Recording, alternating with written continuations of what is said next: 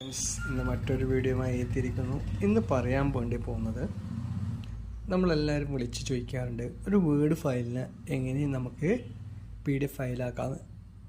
അത് വളരെ സിമ്പിളാണ്, ഒന്നുമില്ല. നിങ്ങളിപ്പം വേർഡ് എടുത്ത് ടൈപ്പ് ചെയ്തു, ഞങ്ങൾക്ക് ഒരു ഇത് കാണിച്ചു തരാം. ഒരു വേർഡ് ഫയലെടുത്ത് നമ്മൾ ടൈപ്പ് ചെയ്തു, ഇതിൻ്റെ പേര് കൊടുത്തു. ഇപ്പോൾ ഒരു വേർഡ് ഫയൽ നമ്മൾ ടൈപ്പ് ചെയ്തു. ഒന്നും ചെയ്യേണ്ട, നിങ്ങൾ ജസ്റ്റ് ഇവിടെ ക്ലിക്ക് ചെയ്യുക. നമ്മൾ സേവ് ചെയ്യാൻ വേണ്ടി നമ്മൾ ക്ലിക്ക് ചെയ്യില്ലേ, ഇവിടെ ക്ലിക്ക് ചെയ്യാം. മുകളിൽ എന്നിട്ട് നമ്മൾ പ്രിൻ്റിൻ്റെ ഓപ്ഷനിലേക്ക് പോകാം. ഈ പ്രിൻ്റിൻ്റെ ഓപ്ഷനിൽ പ്രിൻ്റ് എന്ന് ക്ലിക്ക് ചെയ്യുക.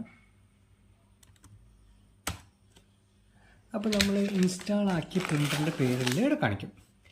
അപ്പോൾ ഈ വിൻഡോസ് 10 ഡിഫാൾട്ടായിട്ട് വരുന്ന സാധനമാണ് PDF പ്രിൻ്റ്.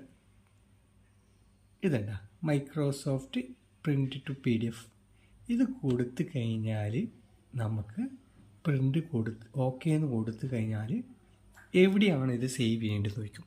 നമ്മളത് PDF ആയി മാറുന്നതാണ്. ആ ഫയൽ എവിടെയാണ് സേവ് ചെയ്യേണ്ടത് ചോദിക്കും. അപ്പോൾ നമുക്ക് വേണമെങ്കിൽ ഡെസ്ക്ടോപ്പ് കൊടുക്കാം. ഡെസ്ക്ടോപ്പ് കൊടുത്തു, ഇവിടെ വേണമെങ്കിൽ ഒരു പേര് കൊടുക്കാം. അപ്പോൾ ഞാൻ 1 എന്ന് കൊടുത്തു. എന്നിട്ട് ഇവിടെ സേവ് കൊടുക്കാം. അതിപ്പോൾ ഇനി നമുക്ക് ഡെസ്ക്ടോപ്പിൽ പോയി നോക്കിക്കഴിഞ്ഞാൽ ഇത് കണ്ട, അപ്പം PDF ആയി മാറിയത്. ഇത് ഡെസ്ക്ടോപ്പിൽ വന്നു. ആ ഫയൽ ഇതാ ഇവിടെ ഒരു കണ്ട ഐക്കൺ വന്നിട്ട് ഇത് ഡബിൾ ക്ലിക്ക് ചെയ്തെങ്കിൽ അത് PDF ആയി മാറി. വളരെ സിമ്പിളാണ്. ഇതാണ് കുറേ ആൾക്ക് അറിയാത്ത കാര്യം. ഇത് നിങ്ങൾക്ക് അത്യാവശ്യമുള്ള എന്തെങ്കിലും ഫയൽ ചെയ്യണമെങ്കിൽ വളരെ ഉപകാരപ്പെടും. കുറേ കസ്റ്റമർ വിളിച്ചു ചോദിക്കാണ്ട് എങ്ങനെയാണ് ചെയ്യുകയെന്ന്. ഇത് നിങ്ങൾ ചെയ്യുക. മറ്റൊന്ന്, നിങ്ങളെല്ലാവരും എൻ്റെ വീഡിയോ കാണുന്നുണ്ട്, പക്ഷേ കുറേ ആൾക്ക് സബ്സ്ക്രൈബ് ചെയ്തിട്ടില്ല.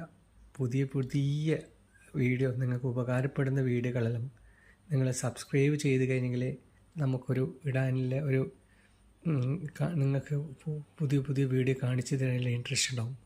അതുകൊണ്ട് എല്ലാവരും സബ്സ്ക്രൈബ് ചെയ്യണം. ഓക്കെ, മറ്റൊരു വീഡിയോയുമായി നാളെ എത്തും. Okay, by.